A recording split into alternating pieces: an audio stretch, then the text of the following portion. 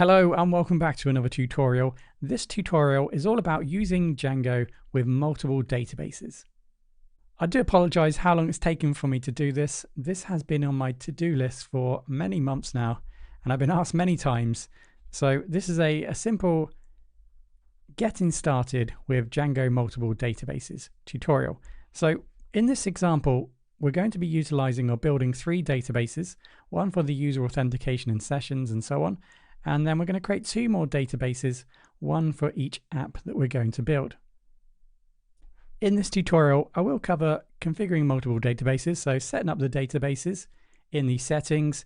We'll then have a look at building a database router, and then we'll go through a very simple example selecting data from the database. So we'll create and return data using class-based views and functions. And the last step, we'll go through how to set up multiple databases within your Django admin area. For those not too familiar with Django, just to give you kind of a visual overview of what's happening here, our application or Django is up the top here. Traditionally, normally we have one database. Django knows that database and will send that information directly to that database. Now, when we set up multiple databases, Django will have no idea which database to select. So the idea here is that we're going to set up a database router, and in that router, we're going to describe what databases are available for Django and our applications to connect to. So at this point, we can now extend our normal query. So for example, author.objects.all to collect all the data in the authors table using the default database that's chosen when we initially set up Django. Now we have multiple database setups and we're configured what databases are available within our router. We can now use the using function and describe or define what database we want to use. So here, for example, in this simple example, we're using the database other called other. So here we would run this query on that database. And what's happening here essentially is that information is going into the router, and then we can make a decision where that database is, and then we can perform those actions on that database. So hopefully that gives you a general overview of what's happening here. Of course, there's a lot more to this than just that. So let's go through our example and start building these applications. So I start by building a very simple application called core. If you're new to Django, the commands are here on the screen. So let's go into the core and settings. Now you might already be familiar with the settings file, and halfway down, line 76 here, we see the database being described. So this is the default database that the current application utilizes. In this example, I'm going to be using SQLite or SQLite databases. You can change this to whatever database you want to use. So here in Django, this name here is called an alias. So this is the alias or name of the default database that the current application is using. So by default, Django will use the default alias or look for the default database when there's no other databases defined. So we need to ensure that we keep it here. So we can just make it blank. And what we want to do now is create some more databases. Of course, if you want to, you can just use the default for your default database, for example. But I'm going to go ahead just creating separate databases with different aliases. So the first task is for us to build a users database. So here I've defined the name of this as users_db. You are going to need a comma after the existing database. You can see that it's causing an error. So the engine is just going to be MySQLite or SQLite, and then I've named this users. So just make sure you've got a new alias or new name, and then a new name for your database. So with that done, let's go ahead and migrate. So you can see that the database is improperly configured. Please supply the engine value. So Django's looked at the default and it doesn't know anything about this users DB here. So it can't do anything about it. So now what we need to do is create a router to tell Django that this users DB exists and we should use it when we're building the users DB database. So go ahead and build a new folder. Now you can place this absolutely anywhere because we need to define in the settings where this file is, but we're going to build a new folder. I'm just going to call this routers. And inside of here, I'm going to make a new file called db routers.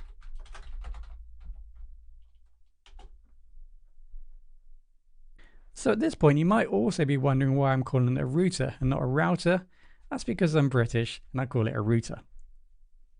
So next up, we need to define where our routers reside. So here in the settings, using the database_routers variable, we've defined routers. So inside of our routers folder, and then db_routers. And inside of here, we're going to have a class called auth router. So for every router, or in this case, for every class we define within our db routers file, we're going to need to produce a new entry here in the database routers. So now we're going to build a router for our new database. So remember, our database is called users_db. This is our new database. It's going to be a SQL-like database. So let's now set up a router for it. So first of all, we'll create a class. So I'm going to call this auth router. Remember, that's what I connected up in my settings. So auth router. So this is the link to this new class. So here in Django, the database router provides up to 4 methods. How I would describe this next step is we're now going to set up the applications, or describe the applications. So in this case, let's just go for a smaller subset here. So this is the 2 applications we're going to set up, auth and content types. So we're now going to describe what database access they have, and then potentially what operations they can perform on that database. So the first method that we can define is db4read. So again, just hook up to the, or just look up the Django documentation. This describes this in a little bit more detail. But here we're going to describe the fact that these applications can read this database. So db4read, so we're providing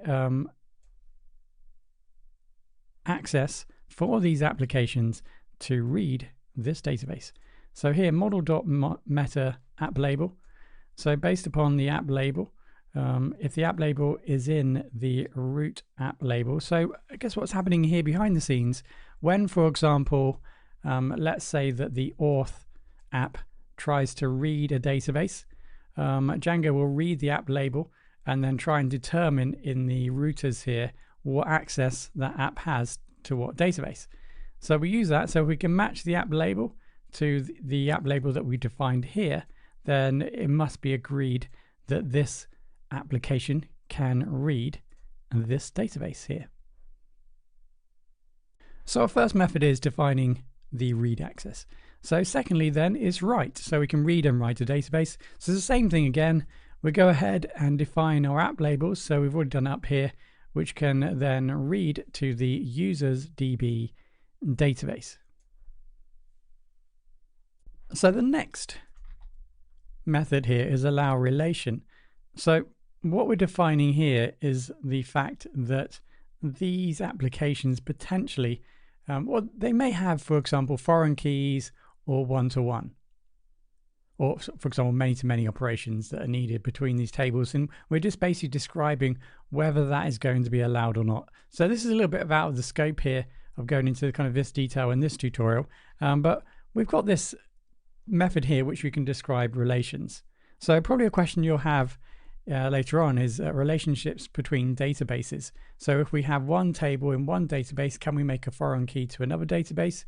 I guess the initial answer is not really to that question, but maybe in a later tutorial we can explore that further. So that's the allowed relations method. And then finally we have the allow migrate. So here we're just determining whether the migration command or operation is allowed to run on the database. So this is the database. Can we run migrations? Yes. Okay, so let's allow migrations. And now we're just defining, remember, through our app labels up here, we're defining what application, what app can migrate onto this database. And at the moment, these 2 apps, when we run a migration, will then migrate onto this database. So that's the final step. So let's go back again and try to migrate. So it's likely that we're going to receive an error. Well, we are going to receive an error, so let's give it a go again. So this time we get a similar problem like we did before, please supply the engine value. So if you think about the command, how would Django even know which database to select based upon that command? There's no way of it knowing. So what we're going to do is supply an additional command which describes what database we want to migrate. And at this point, we probably can say that most commands that we want to run now, we need to supply some extra additional information for Django to direct to that particular database. Because remember here, we're just directing to different databases based upon, in this case, the labels, the app labels. So what we need to do here is supply the database that we want to run a migration on. So let's do that. So simply put, we just need to describe the database, and that equals the database that we want to run a migration on. So user_db. So we run that, and we now say the connection doesn't exist to this alias. Connection does not exist. The connection user_db doesn't exist. Okay, so you can hopefully see the problem here. I just wanted to see you to see that error. So that basically just means that we've not selected the right database. So it's users_db. So let's go ahead and do that. And there we go, we've migrated. So as per normal, I like to tell you every single time, of course, I've got SQLite extension installed. So that means I can now go ahead and right click on the database, open it up and have a look to see what's happened. So you can see here, we've got a few different tables here, a few different surprises. So let's go up. So it looks like we've migrated the auth group, auth user, Django content type, migration and session. So it looks like all of those tables have now been kind of migrated over to the new database. So typically the first thing you want to do is to run a migrate and create a super user. So to do that, if you were to try, you can see we've got this engine value problem again.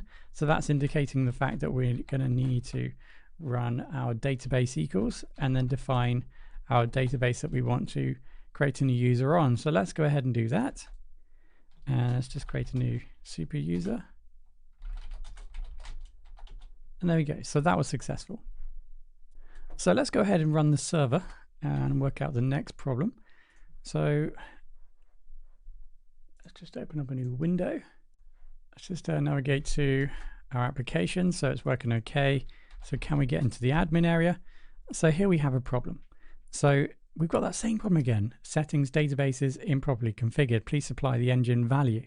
So again, that's telling us that we need to supply this engine value again. At the moment, the admin app doesn't know what database to use.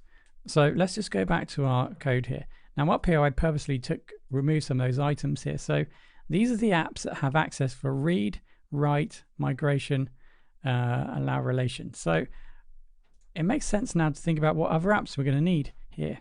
So in settings, you remember we've got in the, I'll use this big window here, we've got the installed apps, and one of them is the admin. So potentially what this means is the admin doesn't have access to this database at the moment. So let's go ahead and just add that there as the admin app. And let's just go back and refresh. And we've still got a problem. So when we think about it, when we want to go into the admin area, we're going to need to build a session. So we've also now added the session app to provide kind of access to this database or to route it to this database. So let's go back now and refresh and have a look, admin, and there we go. So we now have access to the admin. So hopefully you can start to get a flavor of what's happening here and how we're kind of directing our applications to this new database. And really we're just going to scale from there. So admin, can we log in? Yeah, we can. And it looks like everything else is working. We have some users and some groups. So now let's go ahead and create our second application, the blue application. So I'm just going to call it blue, and we have a new app. So we're going to need to go into the settings, and for some reason I can't get it to remove. And then let's go down into the databases here, and let's create a new database for this. So we're just going to copy and paste, and we're going to call this blue. So let's remember to also rename the actual database to blue. There we go, and this is our second application. So we're going to need a new router for this, so we may as well just go ahead and copy this across, and we're going to call this, let's just call this blue, with a class of blue. And now we just need to go into our routers, and we can just copy and paste this down, and then let's call this blue. There we go. So this time there's only one app label, so I don't need to use this. Of course, I could just do the singular in the actual function there, but we'll just use what we've got already. So our app label this time is going to be blue. So we're not going to need allow relations. We've only got one table, and that's absolutely fine. Okay, so now we want to define, let's go back into our settings, just remind ourselves of the table. So this is going to be the blue, let's call it the blue DB database. So this is a database label or alias to access this database, of course. So the database name is going to be called blue. So this is the alias for that database. So let's go back in and change this to blue DB. Okay, so that now provides the blue. Well, basically what we're saying here, I guess, is that we've set up this application and it will have access to the blue database to read and to write. That's where I want Django to kind of direct the traffic from the blue app to the database, this database. So we're going to allow migrations based upon. So what we're going to do here, we're trying to describe here that when we migrate this application, those tables are going to appear in this database only. So what we don't want is for all these auth, content type session, and admin tables to be replicated onto this, into this table, into this database. So hopefully what we're doing here is we're going to just describe the fact we only want the blue application tables to appear in this blue database. So let's go ahead and try that. So we're going to need to, first of all, in our blue, we're going to need a model of some sort. So I'll just copy something in. So just a simple database with title, content, app name. So now we have a table in place. So let's run our manage py file again. Command, sorry. So make migrations is a command which we don't need to describe or define what database to select. So because of the dependencies and referential integrity and connections, one-to-ones and foreign keys that we may have between different tables and apps, then Django ought to kind of look at the whole table, the whole picture. So making migrations can't be done on a single app. So this is kind of a global thing. So we don't need to describe or identify the individual database here. So we can run that, and you can see that we've detected no changes because we need to go into the settings, of course. Just add that in, the new app. So let's do that again. So here we have a new model that's been created. So now we can go ahead and migrate, and that's going to be the database equals, and that's the DB, is that DB blue or blue DB? One of the two. What have we called this? Blue DB, sorry.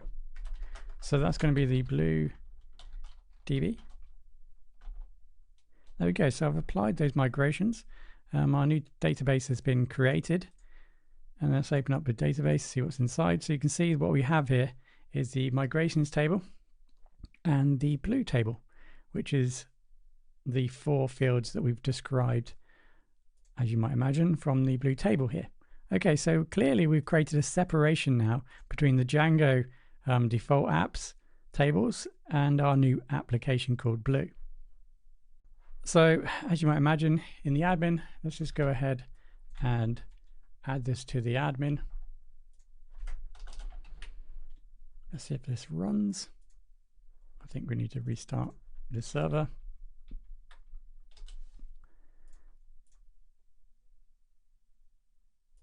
So that didn't start. Oh, maybe there's a problem. Blue admin is not defined. Okay, so that'll be why. There we go. Okay, so we've got the blue table.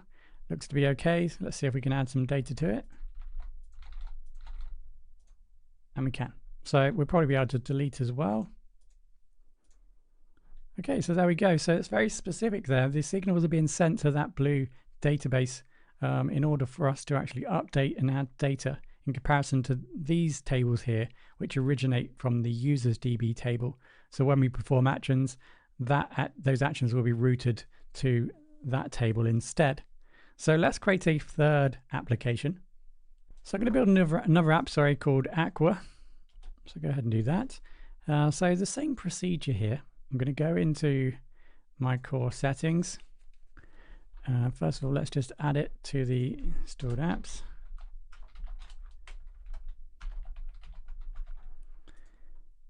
Don't forget the comma. Okay, so we'll create a new database for this. So this starts to perform slightly differently. This is why it's worth going this far. There's not really many examples that take you onto this kind of third level for you to then experience some of the problems that this will cause. Because, yeah, let's just carry on. So we wanted to create a new table there, Aqua, and then we go ahead and we'll just build a new class. So we'll call this the Aqua. And then we just need to now go back into our new router. Let's go ahead and we'll just copy the blue for now. So we just need to call that Aqua. So we need 2 spaces. So this is going to be the Aqua app. And then we're going to call this Aqua DB. Or at least I need to double check we did. There we go. Right. So hopefully now what's going to happen is the Aqua app is going to be migrated into the Aqua database. Let's just double check our settings to make sure we did that. Aqua DB, Aqua. Okay, Aqua _DB. That's the alias that we want to use. Okay, so yep, so hopefully now when we migrate, so let's go ahead again in our Aqua, we'll just run the same set of models for this. Let me just quickly grab those. So let's just go ahead and run the same model. And let's just go ahead and migrate. So we can find that. So make migrations. So we can see that we're going to be building the Aqua table. And then this time we're going to migrate Aqua. Okay, so connection doesn't exist because it's the Aqua _database. There we go. So let's go back and have a look now at this table, or this database, sorry. Let's open the database, see what we've got inside. So you can see here we've got 2 sections, the migrations and the Aqua table. So inside of our table, we've got our model. So that works okay. So again, we haven't copied across all the Django models. It's just the Aqua models that we're now serving from this Aqua database. So this is where things get a little bit different. So we're just going to the admin here. We'll copy from blue into Aqua. Right, so blue now becomes Aqua, right? Oh, can't find the capitals. So we're going to register the Aqua table onto the admin area. So let's have a look to see what the behavior is when we do that. So you can see that it appears, but when we click on it, you can see that it's being utilized. So let's add something to it, shall we? There we go, saved onto Aqua. So let's go to blue, add blue, save, and that's saved onto what you might imagine blue. Okay, so let's go back into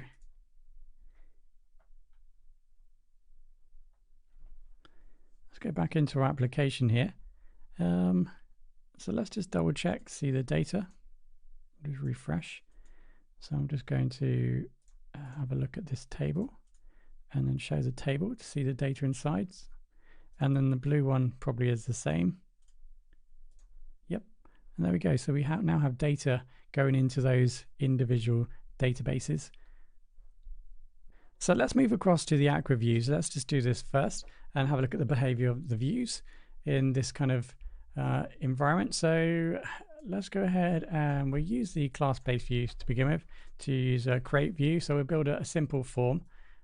So here, let's just go ahead and we're going to use the create view to build a simple form. We're going to use the title, content, and app name to build a simple form. And then we'll bring in the model here just as per normal for our class. So we're going to then need to create a new folder for our templates. And then inside of here, a new file we're going to call add.html. Okay, so the only thing that we're going to need on there is the simple form. So I'll just put that on there. Okay, so just a simple form. Right, so we're going to need some URLs. So let's just quickly route that across. So you can have a look at the final code for this if you're not familiar with this. So let's just add the Aqua path. Just copying in it just a little bit quicker. We need the include. So I'm just going to link to the Aqua URLs. So let's just grab a new file. Create some more URLs for this. And then we just need to go ahead and do that. So like I said, the code's in the code base. Okay. So let's just run server. Okay, so that's okay. So let's go back to our server. We need to go to Aqua. There we go. So we have our form. Let's see if we can submit. Looks all right. So let's go back into here, see if that works. Maybe it did. I don't know. There we go. So it looks like it's working okay. So let's do the same thing for the blue app, the URLs. So let's just add the blue URL. So we'll perform the same actions like we did before. We've got the models in place. I think we've migrated those. And then we're going to build a new file called URLs. And then we're also going to need a template folder.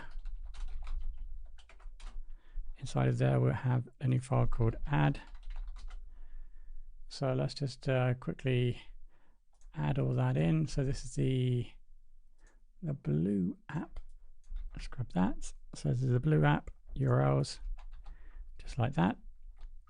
So we're going to create two shortly, and that's the URLs. And then we need to template add. So let's just add that in. Okay, so we've got the URL, the view. We need to do the view. So this view is going to be not that. So we're going to run a class view here. Okay, so that's the field. So we're going to need to bring in the model and the create view.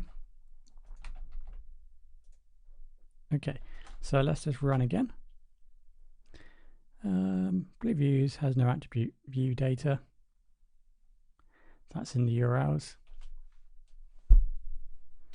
So that's the core URLs, blue URLs. Yep. Okay, let's just take that out for now. Okay, so let's just go ahead to the blue. See if we can give this a go. Looks to be working okay. Let's just go back into blue. Refresh. There we go. Okay, so hopefully that was fairly straightforward. I was expecting a few more problems than we did actually get there. So I don't think I need to go any further. Of course, I was going to go to the next step and just grab some data and display it, but I don't think we need to do that. But you get the idea at this point potentially. So for example, in the manual, it does go on to talk about manually selecting the database. And as I kind of spoke about earlier, here is an example here. So for example, I'm in the any app, it could be the Blue or the Aqua app, it doesn't matter, as long as I bring in the model and then select manually the database I want to use. So this is the Blue database. So here Django provides us the option of manually specifying the database that we want to kind of route this query to. So that's something that to definitely look out for if you want to explicitly define that within your application. So the last point to note here, although this example didn't need us to go any further, exposing multiple databases in Django admin, particularly when you want to provide an admin interface, like it says, for a model on a database other than specified in your router chain. So we need to write a custom model admin. So it's fairly simple. Here we've got some methods that we need to define to allow, for example, our model to save, data delete, and to get the query set, and so on. So that's something else to look at. That's the Django docs 3.1 and the multi-DB docs. So by all means, go and have a look. Now have a quick read through here, just to kind of establish and build upon hopefully the knowledge that you've learned in this tutorial.